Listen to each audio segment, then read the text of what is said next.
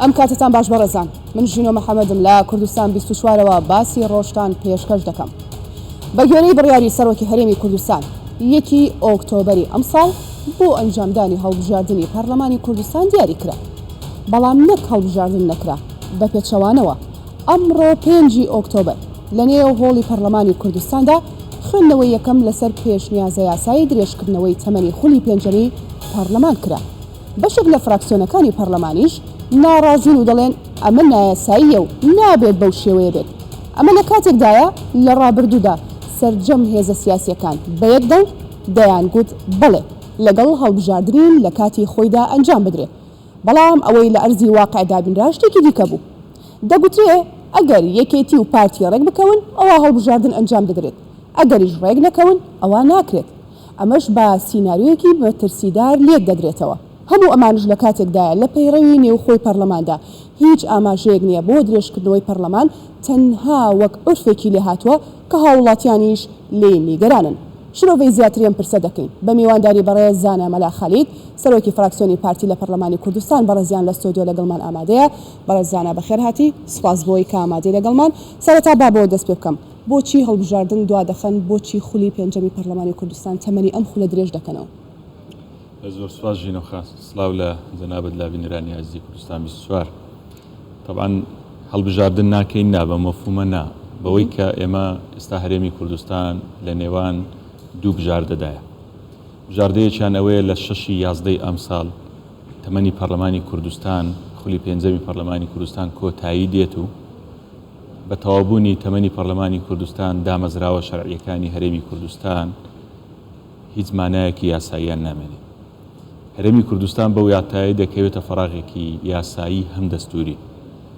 و بژاردەی دووەمیان ئەوەیە کە ئێمە هەوڵ بدەین پارێزگاری لەم ئەزمونەی هەرێمی کوردستان و دامەزراوە شەرعیەکانیان بکەین. بەچی پارێزگاری لەکەم کاکزان؟ خەیاری یەکەممان بژاردەی یەکەم ئێمە دەگەڕێنەوە بۆ بەر لە 19 پێنجی ساڵی 92 کە لە هەرێمی کوردستاندا دەستپێکی حکومڕانێتی هەرێمی کوردستان بوو و پەرلەمان نەبوو، حکوومەتی هەرێمی کوردستان نەبوو، باشە حکمی خۆبەڕێوەبردنمان نەبوو لە هەرێمی کوردستان، دامەزراوە شەرعیەکانمان لە هەرێمی کوردستان نەبوو. ئەمڕۆ ناکرێت ئێمە دوای ئەو هەموو خەبات و ئەزمون و قوربانی دانەی گەلی کوردستان بۆ ئەوەی ئێمە ڕێک نەکەوین لایەنە سیاسیەکان و هەڵبژاردن ئەنجام نەدەین، پەنا نەبین بۆ پارێزگاریکردن لە دامەزراوە شەرعیەکانی هەرێمی کوردستان، بۆیە پەنابردن بۆ بەردەوامی بوونی خولی پێنجەمی پەرلەمانی کوردستان لە پێناوی پاراستنی دامەزراوە شەرعیەکانی هەرێمی کوردستانە کە خەڵکی کوردستان پارێزگاریکردن لە هەرێمی کوردستان بە ئەنجام نەدانی هەڵبژاردن دەکرێت یاخود بە پێچەوانەوە؟ نا، مەسەلە ئەنجام نەدانی هەڵبژاردن نییە، مەسەلە ئەوەیە کە پەرلەمانی کوردستان ویلایەتەکەی کۆتایی پێدێت، کە ویلایەتی پەرلەمانی کوردستان کۆتایی پێهات ئێمە دەگەڕێینەوە ساڵی 92 کەواتە هیچ دامەزراوەیەک لە هەرێمی کوردستان نامینێ و دەکەینە فەراغی یاسایی. وەگوتم کە ئێمە لە بینی دوو بژاردەدان یان ئەمە هەڵدەبژێرین کە هیچ دامەزراوەیەکی شەرعی لە هەرێمی کوردستان نامێنێ، ئەمە بەچی دەکرێت بەوەی کە تەمەنی پەرلەمان درێژ نەکەینەوە، یان دەچینە بژاردەی دووەم کە درێژکردنەوەی ویلایەتی پەرلەمانی کوردستانە. بۆچی گەیشتین بەوە مەبەستم هەموو فراکسیۆنەکانی نێو پەرلەمانە، بۆچی هێشتان بگەین بەم دۆخە لەگەڵ ئەو هەموو ئەزمونەی کە باست کرد لە ساڵ 1992 ئێمە پەرلەمانی کوردستانمانەی هەڵبژاردن کراوە، بەڵام وەک عورفێکی لێ هاتووە دەبێت هەموو خولێک درێژکردنەوەی هەبێ. بۆچی؟ بەداخەوە ئەم عورفەی کە هەیە لە هەرێمی کوردستان بۆ درێژکردنەوەی ویلایەتی پەرلەمانی کوردستان، ئێمە نەمان دەخواست کە خولی پێنجەمی پەرلەمانی کوردستان وەک هەر چوار خولی ڕابردووی پەرلەمانی کوردستان بێ. بۆیە لە پێناوی ئامانجە ئێمە ڕێک ساڵێک پێشی ئێستا لە 3 یازدەی 2021 ئێمە دەستمان بە مفاوەزات کرد لەگە فراکسیۆنەکانی پەرلەمانی کوردستان بۆ ئەوەی ئەگەر بربەستێکی یاسایی بۆ ئەنجامدانی هەڵبژاردن لە هەرێمی کوردستان هەبێ، ئەم بربەستە یاساییانە لا بدەین و ڕێک بکەوین، سازان بکەین لەسەر ئەوەی بتوانین بەیەکەوە هێز و لایەنە سیاسیەکان هەڵبژاردن پرۆسەی هەڵبژاردن بەڕێوە. بەڵام ئێستا ڕێک نەکەوت. دوای زنجیرەیە کۆبوونەوەی فراکسیۆنەکانی پەرلەمانی لە ناو پەرلەمانی کوردستان و لە دەرەوەی پەرلەمانی کوردستانیش هێز و لایەنە سیاسیەکان ئێمە و برادرانی یەکێتی نیشتیمانی کوردستان و لایەنە سیاسیەکان بە شێوەیەکی گشتی و کۆبوونەوە زنجیرەیە کۆبوونەوەی سەرۆکایەتی هەرێمی کوردستان بە سەرپەرشتی جەنابی سەرۆکی هەرێمی کوردستان، بەڵام تاوەکو ئێستا ئێمە نەگەیشتین بە ئەنجام بۆ لادانی بربەستە یاساییەکان. بربەستە یاساییەکان دوو خاڵی سەرەکین. یەکیان نەبوونی کۆمیسیۆنی هەڵبژاردن و ڕاپرسیە لەم کاتەدا لە هەرێمی کوردستان کە ویلایەتی بەسەر چووە. دووەم خاڵ ئەمەیە کە بەڕای ئێمە وەکو پارتی دیموکراتی کوردستان یاسای هەڵبژاردن یاسایەکی باش بوو و بەرکار بوو لە هەرێمی کوردستان بەڕای لایەنەکانی دیکەش یاسای هەڵبژاردن بە هەموار هەبوو. وەڵامی ئەو پرسیارەمەوە بۆچی هێشتان بگاتە ئەوەی کە ئەم خولە درێژ بکرێتەوە؟ بۆچی ئەبێت لەسەر درێژکردنەوەی خولی پێنجەمی پەرلەمان ڕێک بکەون بەڵام ڕێک نەکەون لەسەرەوەی کە هەڵبژاردن ئەنجام بدرێت؟ ئەمە پرسیارە سەرەکیەکە. دانی بابەتی ڕێککەوتن لەسەر درێژکردنەوەی خول بەو مانایە نایەت کە ئەمە لەسەر هیچ بابەتێکی دیکە ڕێک ناکەوین تەنها لەسەر درێژکردنەوەی خول. بەڵام ئێستاوای لە نەهاتووە درێژکردنەوەی خولی پەرلەمان ئەگەر ئێمە ڕێککەوتوین لەسەر ئەوەی بەیەکەوە تەمەنی پەرلەمان درێژ بکەینەوە ئەمە نابێتە لەکەیەک بۆ ئەم لایەنە سیاسیانە کە ڕێککەوتون بە پێچەوانەوە یەکدەستی و یەکدەنجی بۆ پارێزگاریکردن لە دامەزراوە شەرعیەکانی هەرێمی کوردستان ئەمە ئەرکێکی پیرۆزە لە نێوان پارتی دیموکراتی کوردستان و کوردستان و زوتنەوەی گۆڕان و پێکاتەکان. ئێمە بەیەکەوە ئەم پێشنیازە یاساییەمان تەقدیم کرێ بە واژووی 85 پەرلەمانتار بۆ ئەوەی پارێزگاری لە دامەزراوە شەرعیەکانی هەرێمی کوردستان بکەین تاوەکو ئەو کاتەی لایەنە سیاسیەکان لە دەرەوەی پەرلەمانی کوردستان دەگەنە ڕێککەوتن لەسەر یاسای هەڵبژاردن لەسەر کۆمیسیۆن لەسەر بەڕێوەچوونی بەڵام لایەنە سیاسیەکان دەوترێت یەکێتی و پارتیە هەر کات یەکێتی و پارتیە ڕێک بکەوێت دەبوو ئەگەر ئێستا یەکێتی و پارتی ڕێک بکەوتنە هەڵبژاردن ئەنجامەدرا بە پێچەوانەوە مادام لە دەرەوەی پەرلەمان یەکێتی و پارتی ڕێک نەکەوتن ئەوا دەبێت هەڵبژاردن ئەنجام نەدرێ و ئەوەی دەیبینین کە درێژکردنەوەی خولی پێنجەمی پەرلەمان. پارتی وێچێتی دوو هێزی سەرەکی ئەم هەرێمی کوردستانە شانازیەکە مەسئولیەتەکە بەر ئێمە زیاتر دەکەوێت لە نێوان پارتی وێچێتی ئێمەش دەکەوێت وەکو پارتی دیموکراتی کوردستان ئەم مەسئولیەتە شانازیە چونکە خەڵکی کوردستان قەراریدایە کە پارتی دیموکراتی کوردستان و یەکێتی نیشتیمانی کوردستان بەڵام بەقەدەر مەسئولیەتەکە خزمەت بکەن کارزانە ئەگەر دەرفەت بدەیت بۆی وەڵامی پرسیارەکە بدەمەوە کە خەڵکی هەرێمی کوردستان ئەم لایەنە سیاسیانی دەستنیشان کردەوە بۆی حکومڕانێتی هەرێمی کوردستان بکەن ئەمە مەسئولیەتە پارتی دیموکراتی کوردستان لە مەسئولیەت ڕاناکە بۆیە ئێمە برادرانی یەکێتی و برادرانی بزوتنەوەی گۆڕان و لایەنە پێکێنەرەکانی ئەم کابینەی حکوومەت بەیەکەوە پێشنیازە یاسای بەردەوامبوونی خولی پێنجەمی پەرلەمانی کوردستانمان تەقدیم کردیە بە شێوازێک کە بتوانین لەو ماوەیە کە خولی پەرلەمانی کوردستان درێژ دەکرێتەوە لایەنە سیاسیەکان بگەنە ڕێککەوتن بۆ هەڵبژاردن ئەنجامدانی هەڵبژاردن لە هەرێمی کوردستان. ئەگەر لە دەرەوەی پەرلەمانی کوردستان ئێمە تاوەکو ئێستا نەگەیشتین بە ڕێککەوتن ناکرێت پەرلەمانی کوردستانیش خۆی لەو مەسئولیەتە ڕابکات و فراکسیۆنەکانی پەرلەمانی کوردستان لەو مەسئولیەتە ڕابکەن و دامەزراوە شەرعیەکانی هەرێمی کوردستان بخەنە ژێر پرسیار و فەراغی دەستوری و یاسایی لە هەرێمی کوردستان دروست بکەن. بۆیە پەنابردن بۆ ئەم بژاردەیە لە پێناوی ئەوەیە جارێکتر تاکیدی لێ دەکەمەوە کە بتوانین لەو ماوەیە دیاری دەکرێت لە درێژکردنەوەی خولەکە بتوانین هەڵبژاردن لە هەرێمی کوردستان. پارتی دیموکراتی کوردستان بە دیاریکراوی من لەگەڵ بەڕێستا چەندین بەرنامەی دیکە و گفتوگۆمان ئەنجام داوە لەسەر هەڵبژاردن بەڵام ئێوە زۆر داکۆکیتان لەسەر ئەوە کردووە کە بەڵێ ئێمە ئامادەین دەبێت هەڵبژاردن ئەنجام بدرێت. ئێوە زۆرینەن لە نێو پەرلەمانی کوردستان بۆچی هەڵنەستان بە ئەرکی خۆتان بۆ ئەوەی ئەم پرۆسەیە بەم شێوەی ئێستای لێنەیە کە بیرمان نەچێت لە ماوەکانی ڕابردووشدا لەسەر درێژکردنەوەی تەمەنی پەرلەمان هەڵای سیاسی لێکەوتوانەوە دەنگی ناڕازی شەقامی بە دوای خۆی داهێناوە.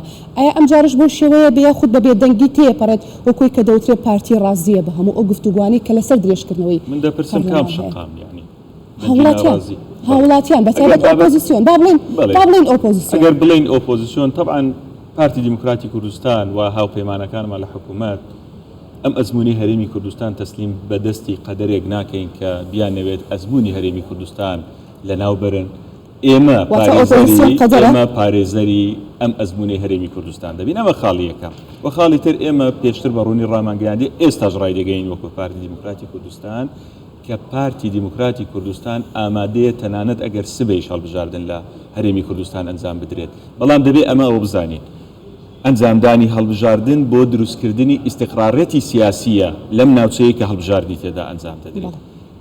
هەڵبژاردنێک ئەنجام بدرێت تەنها پارتی دیموکراتی کوردستان ئەنجامی بدات چه ئیستیقرارەتێک دروست دەکات. بۆیە ئێمە لە پێناوی ئەوەی کە ئەم یەکڕیزی نیشتیمانی کە لە ئەسبابی موجەبەی ئەم یاسایی ئەم ڕۆژدا هاتووە لە پێناوی هێنانەکانی یەکڕیزی نیشتیمانی بتوانین هەڵبژاردنێکی پاک و بێگەرد لە هەرێمی کوردستان ئەنجام بدەین پەنادەبەینە بەردرێژکردنەوە بۆ ئەو ماوەی کە دەتوانین لایەنە سیاسەکان بگەنە ڕێکەوتن لە پێناوی ئەم یەکڕیزی نیشتیمانیە تێک نەچێت، ئەم ئیستقرارەتی سیاسی تێک نەچێت، ئەم حکوومەتە بەردەوام بێت لە سەکارەکانی خۆی، پەرلەمانی کوردستان لە ئەرک و واجباتی خۆی بەردەوام بێت، سەرۆکایەتی هەرێمی کوردستان لە ئەرک و واجباتی خۆی بەردەوام بێت، ئێمە ناکرێ هەموو ئەم مؤسساتانە لە پێناوی ئەوەی کە ئۆپۆزیسیۆن ڕازی نییە بەوەی هەڵبژاردن لە کاتی خۆیدا لە هەرێمی کوردستان ئەنجام دەدرێت، هەمووی تەسلیمی دەستی درێژکردنەوەی تەمەنی پەرلەمان یەکڕیزی دەپارێزێت؟ یەکڕیزی بەوە دەپارێزرێت کە پارتی دیموکراتی کوردستان پەنای نەبردە بەر بەکارهێنانی زۆرینەی پەرلەمانی بۆ تەفعیلکردنەوەی کۆمسیۆن، بەڵام لە ماوەی ڕابردوودا باسیەوەتانە کرد کە زۆرینە بەکاردێنن بۆ تەفعیلکردنەوەی کۆمسیۆنێک کە هەڵبژاردن ئەنجام بدات. ئەمە قەناعەتی پارتی دیموکراتی کوردستان نییە کە ئێمە بین بە تەنیا وەکو پارتی دیموکراتی کوردستان لە هەرێمی کوردستان هەڵبژاردن ئەنجام بدەین. هەڵبژاردن بۆ خەڵکی کوردستانە. لە ڕابردووشدا ئێمە تەئکیدمان لەوە کردەوە ئەنجامدان و ئەنجام نەدانی پرۆسەی هەڵبژاردن مافی هیچ لایەنێکی سیاسی نییە قەراری لەسەر بدات، مافی هاوڵاتیانی هەرێمی کوردستانە. ئێستا لە هەرێمی کوردستاندا ئێمە لە 6/11 دەکەوینە ئەم بۆشایی یاساییە. ئەرێ خەڵکی هەرێمی کوردستان لە هێز و لایەنە سیاسیەکانی ناو پەرلەمانی کوردستان قبول دەکات کە پەنا نەبەنە بەر ئەوەی پارێزگاری لە دامەزراوە شەرعیەکان بکەن و پەرلەمان و حکوومەت و سەرۆکایەتی هەرێم و هیچ ئەمڵاتە نەهێڵن. خەڵکی هەرێمی کوردستان دەڵێن و داوایان دەکرد و هیوایان دەخواست کە نەکەونە ئەو فەراغە یاساییەوە، هەڵبژاردن لە کاتی خۆیدا ئەنجام بدرێتەوە. ئەندام پەرلەمانە بەڕێزەکان گرێبەستێکەکەی لە نێوان ئێوە و هاوڵاتیاندا کە دەنگیان بە ئێوە داوە. ئێوە ئێستا هەست ناکەن مافی هاوڵاتیانتان پێشێل کردووە بەوەی خۆتان تەمەنی خۆتان درێژ دەکەنەوانێ؟ مەسەلە ماف پێشێلکردن نییە. ئێمە لەگەڵ پرۆسەی دیموکراسین بەردەوامیدانی پرۆسەی دیموکراسی و پارتی دیموکراتی کوردستان لەگەڵ ئەنجامدانی هەڵبژاردنە. بەڵام تەئکید لەوە دەکەینەوە پارتی دیموکراتی کوردستان نایەوێت بە تەنیا بڕیاری ئەنجامدانی هەڵبژاردن لە هەرێمی کوردستان بدات. خۆ ئێمە دەمانتوانی بەڵێ زۆرینەی پەرلەمانی بووین، دەمانتوانی کۆمسیۆن تەفعیل بکەینەوە بە زۆرینەی پەرلەمانی و تەهمیشی دەوری هەموو لایەنە سیاسیەکان لە هەرێمی کوردستان بکەین. بەڵام ئەو کات هەر ئەو شەقامەی ئێستا ناوی دەهێنرێ ئەو شەقامە لە پارتی دیموکراتی کوردستانی قبول نەدەکرد پارتی ببێتە هۆکاری تێکدانی سەقامگیری سیاسی لە هەرێمی کوردستان. پارتی چۆتە ژێر بڕیارێکەوانە کە ویستی خۆی نییە؟ پارتی دیموکراتی کوردستان بەو پەڕی مەسئولیەتەوە پارێزگاری لە دامەزراوە شەرعیەکانی هەرێمی کوردستان. باشە کاکزانە ئەمڕۆ خوێنەوەی یەکەم بۆ ئەم پێشنیازە یاسایە کراوە کەی خوێنەوەی دووەمی بۆ کرێت. دەمێ بپرسم بۆچی خەسڵەتی بەپەلەتان داوەتە ئەم پێشنیازە یاسایە؟ پرۆسەی یاسادانان لە پەرلەمانی کوردستان بە پێی پەیڕەوی پەرلەمانی کوردستانی و پرۆسەیەکە کە پێویستی بەکاتە. خوێندنەوەی یەکەم، پاشان خوێندنەوەی دووەم، ئینجا قۆناغی دەنگدان و پاشان تەزدیقکردنی لەلایەن بەڕێز سەرۆکی هەرێمی کوردستانەوە، ئینجا بڵاوکردنەوەی لە ڕۆژنامەی فەرمی وەقایعی کوردستان. ئەمە پرۆسەیەکە بۆ هەموو یاسایەک و ئەم بابەتی درێژکردنەوەی خولی ژیا بەردەوامیدانی خول بە یاسا پێویستی بە یاسایە بۆیە بە هەمان پرۆسەی یاسادانانەکانی تر لەناو پەرلەمانی کوردستان پێویستی بەکاتە. بۆیە ئەگەر ئێمە ئێستا لە 5/2022 داین لە 5/11 دوا ڕۆژی ئەم خوڵەی پەرلەمانی کوردستانە کەواتە ئێمە یەک مانگ لە بەردەستمانە بۆی لە ماوەی ئەم مانگەدا کۆی پرۆسەی یاسادانانەکە بۆ درێژکردنەوەی خولی پەرلەمانی خەسڵەتی بەپەلەی ئەگەر پێ نەدرێت ڕەنگە کاتێکی درێژتر بخایەنێ تاوەکو پرۆسەی یاسادانان تەواو دەبێ و بەڕێز سەرۆکی هەرێمی کوردستان تەزدیقی دەکات لەم پێناوەدا بۆی بتوانین لەم کاتە کەمەی کێ لە بەردەستمانە ئەم یاسایە تەواو بکەین خەسڵەتی بەپەلەی. ساڵێک و 4 مانگ زۆر نییە بۆی تەمەنی پەرلەمان درێژکەنەوانێ؟ بابەتەکە دوو وەرزی یاسادانان دەکات لە ساڵی ئایندەدا، وەرزێکیان لە بەهارێ وەرزێک پاییزە.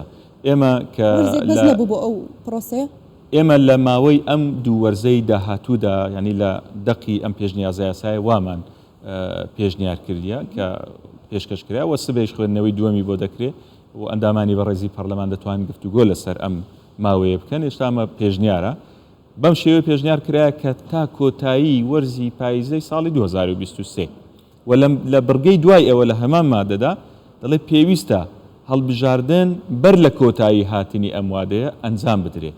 کەواتە ئێمە دەتوانین مانگێکی تر هەڵبژاردن ئەنجام بدەین، توانین 2 مانگی تر ئەنجام بدەین، توانین 6 مانگی تر ئەنجام بدەین. بەڵام ئەم سەقفەکە دیاری کراوە بۆ ئەوەیە لایەنە سیاسیەکان بتوانین بگەنە ڕێکەوتن لەسەر کۆی پرسە یاساییەکان و سیاسیەکانی بەردەم پرۆسەی هەڵبژاردن تاوەکو بتوانین لە ماوەیەدا هەڵبژاردن ئەنجام بدرێت.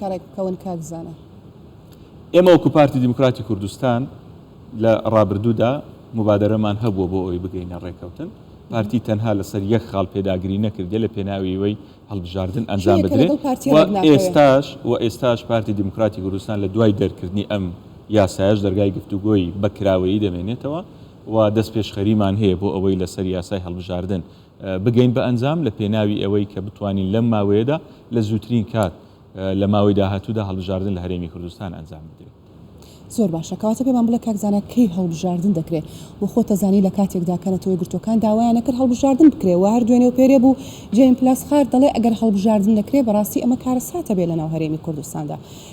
دیاری ئەەکەم کەی هەڵبژاردن ئەکرێت ڕۆژ و کات و ساتەکەی دیاری ئەکرێت چ گرنگتیە گەیان دیسانە چمە سەر و پرسیارە بە هاوڵاتیان کە ئەم جارش ئەم کاتێک کە درێژ کراوەتەوانێ بە دەردی ئەیستا نەچێت کە خولی پەرلەمانی پێ درێژ کراوەتەوە. لەو ماوەی کە درێژ دەکرێتەوە ڕێکەوتنی لێوان لایەنە سیاسیەکان ئومێد دەکەین ئەنجام بدرێ و بربەست دروست نەکرێن و لەو ماوەیەشدا بەپێی یاسای سەرۆکایەتی هەرێمی کوردستان 6 ڕۆژ پێش کۆتایی هاتنی ئەم وادەیە کە درێژ دەکرێتەوە لە ماوەی 6 ڕۆژدا هەڵبژاردن لە هەرێمی کوردستان ئەنجام دەدرێت تا ئێمە گەشتبینین بەوەی کە لە ماوەیەکی نزیکدا دەگەین بە ئەنجام بەڵام ئەم سەفەی کە دیاری کراوە هەمیشە پارتیەکان گەشتبینن. بۆچی پێتان وایە بەس پارتی گەشتبینە؟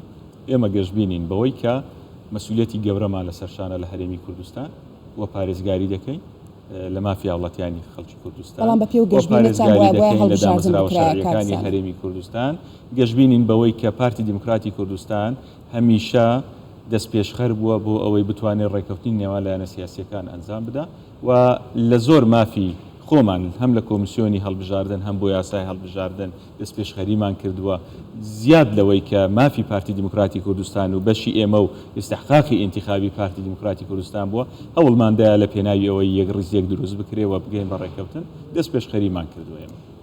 باز لەواکرێت لە نێو پەرلەماندا بە دیاریکراوی کاکزانە دەوترێت بە تایبەت بۆ ئەم هەڵبژاردنە پارتی دیموکراتی کوردستان گوتار و کردداری یەک نەبوو لە گوتاردا وەکۆی گەشتبینی کە بەڕێزت باسیەکەی ئەو پێداگری کە پارتی دەویست هەڵبژاردن ئەنجام بدرێت بەڵێ وابوو بەڵام لە کردارە پارتی زیاتر دەویست کە هەڵبژاردن دوا بخرێت. وەڵامتان چییە؟ چۆن یانی ئەمە بەچی دەسەلمێنرێت کە پارتی دوا بخرێت پارتی لەبەرەوەی ئێستا ئەوە تا ڕێکەوتون لەبەرەوەی هەڵبژاردن دوا بخرێت دوو هێزە سەرەکیەکە بە دیاریکراوی پارتی ڕێکەوتون بۆ ئەوەی پارێزگاری لە دامەزراوە شەڕیەکانی هەرێمی کوردستان نەک هەڵبژاردن دوا بخرێت. ئەمە دوو بابەتی لە یەکتر جیاوازە چی دەسەلمێنرێت کە پارتی لەگەڵ ئەوە بۆ هەڵبژاردن دوا بخرێت؟ ئەبێ ئێوە خۆتان وەڵامتان هەبێ. من دەپرسم یعنی چی دەسەلمێنرێت ئەمە کە پارتی لەگەڵ ئەوەی هەڵبژاردن دوا بخرێ وەک باسم کرد ژینۆخان لە 3/11/2021 تاوەکو ئێستا کۆی دانوستانی نێوان فراکسیۆنەکانی پەرلەمانی کوردستان من نامەوێت بگەڕێمەوە هەمووی چونکە بابەتەکان پێشتر باسمان لێوە کردیە. کۆمیسیۆن یەکێک لە بەربەستە یاساییەکان بووە ئێوەش دەزانن خەڵکی کوردستان دەزانێت ئێمە بەپێی ئیستحقاقی ئینتیخابی خۆمان ئی ساڵی 2018 پێویست بوو کۆمیسیۆنێکی تازە دروست بکرێتەوە. سەرجەم لایەنە سیاسیەکانی دیکە جگە لە پارتی پێیان وابوو ئەم کۆمیسیۆنی هەیە وەکو خۆی تەفعیل بکرێتەوە بۆ شاییەکانی ناو کۆمیسیۆن پڕ بکرێتەوە. ئێمە ڕازی بوون بەوەی کۆمیسیۆن وەکو خۆی تەفعیل بکرێتەوە. ئەمە مانای ئەوەیە کە پارتی لەگەڵ هەڵبژاردن نەبووە. یاسای هەڵبژاردن یاسایەکی بەرکار بووە لە هەرێمی کوردستان. لایەنە سیاسیە بەڕێزەکانی تر پێیان گوتین فرەبازنەیی باشترە بۆ هەرێمی کوردستان. ئەم فرەبازنەیە کە دوایین هەڵبژاردننی ئەنجومەی نوێنەرانی عراقی پێ ئەنجام درا و دوای هەڵبژاردنەکانی ئەنجومەی نوێنەرانی عراق و دۆخی سیاسی عراقیشمان بینی لە دوای ئەنجامدانی ئەم شێوازی هەڵبژاردنە.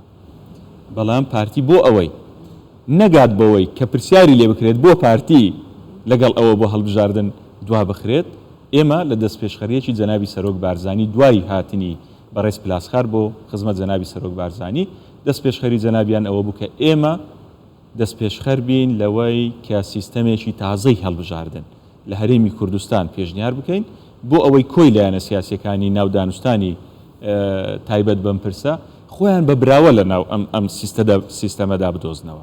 ئەم سیستەمە تازەی کە پارتی پێشنیاری کرد سیستەمی تێکەڵ بوو 50 کورسی بۆ سەر ئاستی هەرێمی کوردستان و 50 کورسی دابەش بکرێت بەسەر بازنەی پارێزگاکان.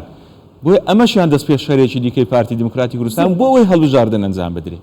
ئەمانە هەموو زنجیرەیەک دەست پێشخەری پارتی بوون. ئەمە ئەوەمان پێدەڵێت کە پارتی لەگەڵ ئەنجامدانی هەڵبژاردن بووە لەگەڵ ئەوە بوون ئێمە پەلە بووین بۆ ئەوەی بتوانین لەمەدا بگەینە ڕێکەوتن بەڵام نەگەیشتین بە ڕێکەوتن کە نەگەیشتین بە ڕێکەوتن دیسان تەکید لەوە دەکەمەوە بگەڕێنەوە بەر لە ساڵی 92 یان پارێزگاری لەمەی هەیە بیکەین وەکو دامەزراوەکانی هەرێمی کوردستان. کاکزانە ئەو کێشانەی لەبەردەم پرۆسی هەڵبژاردننا بوون کێشەی حەقیقی بوون یا دروستکرا بوون؟